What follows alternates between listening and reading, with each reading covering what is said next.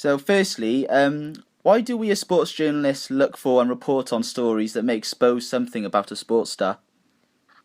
Um, well, I think the interesting thing for me in this is like maybe as people who work in just in sport, we often look at the sport angle first, but there's no doubt that there's definitely a crossover between news and sport.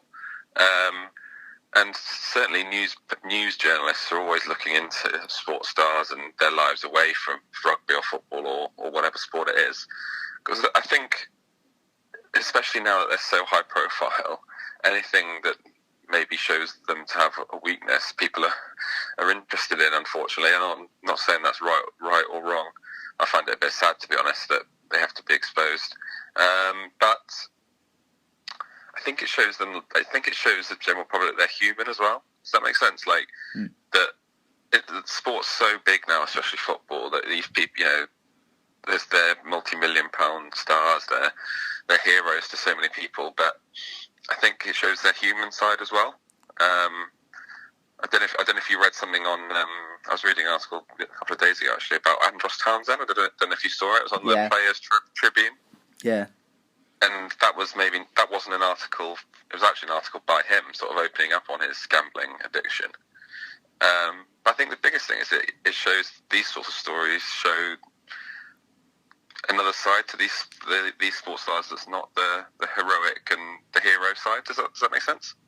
And why are these? You mentioned they're quite interesting. Why are these stories of such interest to the public? Do you feel? I feel like it's just a different side, isn't it, to the sports side? Everyone can talk about how a player is performing or whether they're going to a different side or moving to a different team or whatever. But I think it just shows their human side. And unfortunately, whether that's good or bad, people are going to be interested in that. And you mentioned about Andros Townsend. He sort of opened up himself rather than being reported on. But it seems these days a lot of these stories tend to be more common. I saw a recent one with Michael Chopra, for example. Why do you feel so many sports stars, they seem to be flawed characters almost? Why do you feel that these stories are so common? And why are they flawed characters, maybe? Well, I think obviously there's not. I don't think it's the fact that there's more sports stars with problems than Joe Public. It's just that their stories are magnified 10 times more because of their position. So I wouldn't say that there's like sports stars with more, certain problems than other people in society. But so, what was the question about? Why is it magnified? Why do you feel there's so many sports stars that may be flawed characters? Yeah. I think part of the thing is that their lives are so. You have to be so dedicated to make it at the top. A lot of them are like quite addictive personalities. Does that make sense? Like you have to be so dedicated to make it to the top level in sport now through like training, how you look after yourself. It almost becomes like it's not a job, is it, for them? It's they get handsomely rewarded. Don't get me wrong, but it's like a 24/7 lifestyle thing, and to do that, you have to have a certain sort of personality traits, I think, and you have to be sort of quite single-minded. And I think one of the things that I know Andros Townsend sort of came out himself and said it, but he was like, "I've got an addictive personality. I'm addicted to like driven and to playing football." And then when unfortunately he discovered gambling, that same addiction sort of carried on through.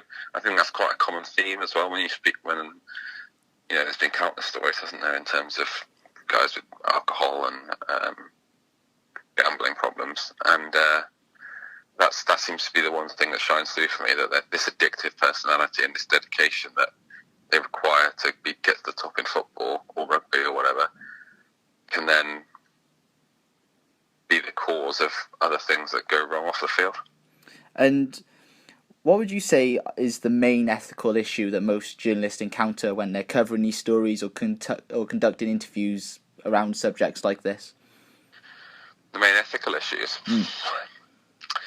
It can be difficult, like, if you know the person. So I went to the World Cup in Japan, and my job is, like, I cover the Wales team. So, obviously the story with Rob Howley while we were out there about his gambling problem, and the way he broke World Rugby's rules on that was quite interesting, because he's someone that I've interviewed numerous times, and you're almost kind of thinking, oh God, I'm going to have to, you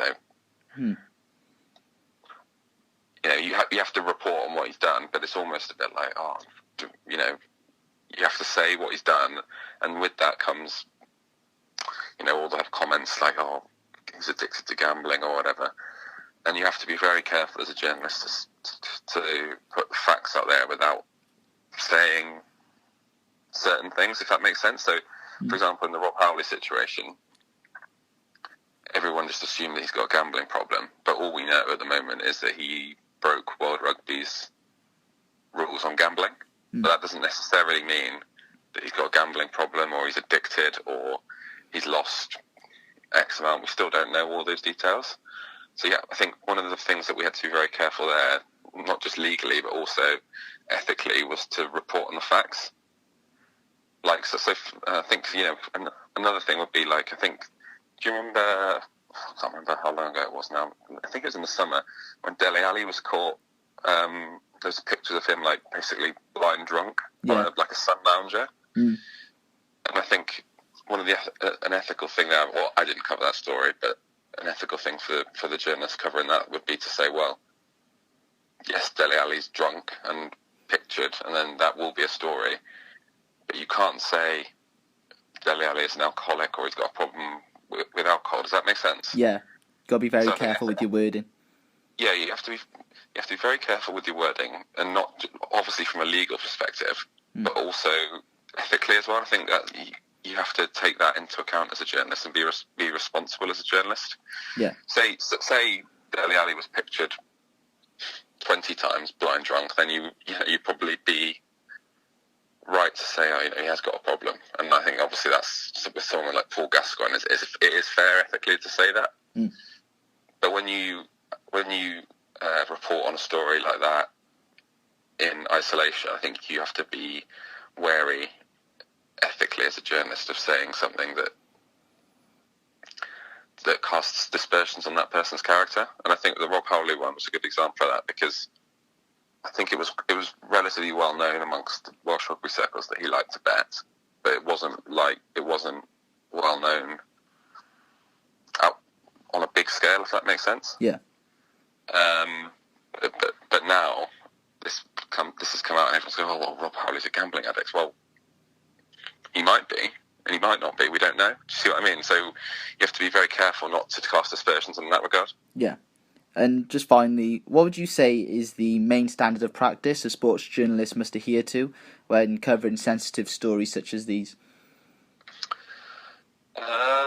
Okay. Well, the first thing is, I've kind of mentioned already, but like the legal aspect. Yeah. So like if you were like a news reporter or a sports reporter or whatever, you have to obviously be, in any sort of reporting, you have to be aware of the legal stuff that you're covering, so libel, and I'm sure you're learning all about that. All the libel stuff.